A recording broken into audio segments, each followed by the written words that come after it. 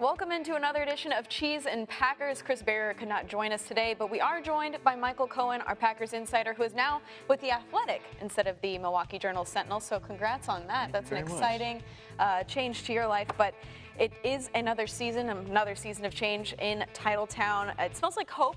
Kind of like this blue cheese kind of smells bad, but it smells like hope in Titletown. At this point, it's training camp, obviously. What can Packer fans be excited about? Well, they can be excited for some more puns from Chris when he comes back, I'm sure.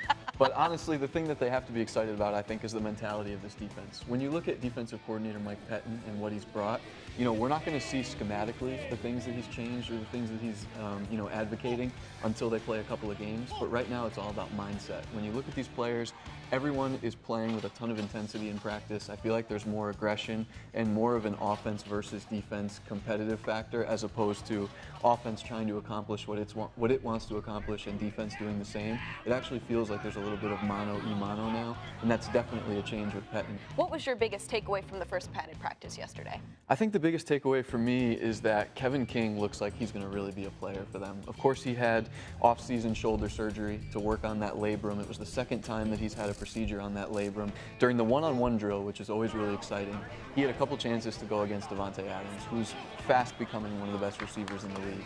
And they went at it, and it was really, really even. Davante had the better of him sometimes with footwork, but then, sometimes Kevin would catch up and put a hand in there. And I just think that if King can really raise his level of play to cover somebody like Davante, and then you extrapolate that out to some of the other good receivers, it would add a totally different element for them because, as you know, Kelly, the corners have struggled so much the last 2 years that any boost they can get there would just be huge.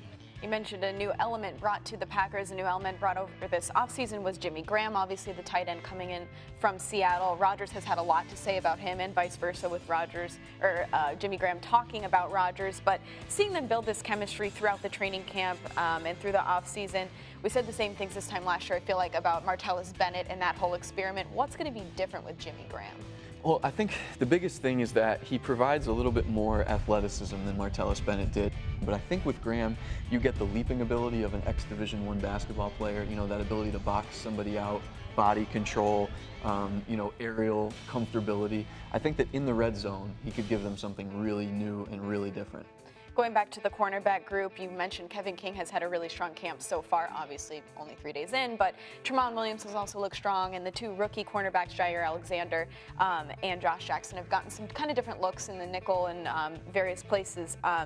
But what do you think is the most interesting storyline among this cornerback group this offseason? Well, I think to me it's sort of this group dynamic of the holdovers from the Ted Thompson era versus, the new players drafted by Bryan Bulaga. If you look at what Ted Thompson did, the former Packers GM, he sort of earmarked, it felt like, a couple places each year on the 53 for undrafted corners. That was sort of an area he liked to develop, going all the way back to guys like Sam Shields. So you look at the holdovers from last year, you look at a Josh Hawkins, you look at a Lindsey Pipkins, a Donatello Brown, and you start to wonder, is there really a place for these guys on the roster? Because as you mentioned, Tramon is here, Devon House is back, Kevin King, plus the 2 rookie draft picks. That's 5 corners that are virtually guaranteed to make the 53 right there. So how much room is there for these leftover pieces from the Ted Thompson era?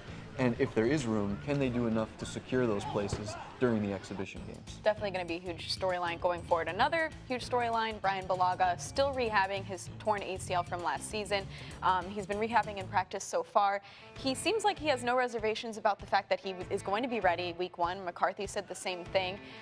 What do you think is going to transpire there, and how does that impact the offensive line? Well, consider me shocked that Bryan Bulaga is as far along as he is right now. For a guy that is 300+ pounds and the amount of weight you have to put on a knee, by no means did I expect him to be so far ahead of the curve with the ACL. I don't know. I mean, it certainly seems like he's trending in the right direction. The fact that you mentioned that we saw him rehab, that to me is a big sign, because if the coaches and the medical staff are comfortable enough to put him in front of us, even just from a rehab standpoint, if they're comfortable enough to put him out there in front of us and the fans, then they're clearly comfortable enough where they don't think he's going to get hurt or he's going to do anything that would make us think, oh boy, this is not a good idea. So that tells me that he's really, really close, and if he can get out there even by week 1 or week 2, it would be such a huge upgrade for them, not only just because of his maturity, but also what he could bring in the run game and experience-wise, somebody that knows how to play with Rodgers, whereas Spriggs and Murphy have done it in small doses, but certainly not, as an ideal choice to play at that right tackle position. Well, that's going to do it for Cheese and Packers for us today. We have training camp the rest of this week, of course, and we'll have some more Cheese and Packers for you on next Sunday.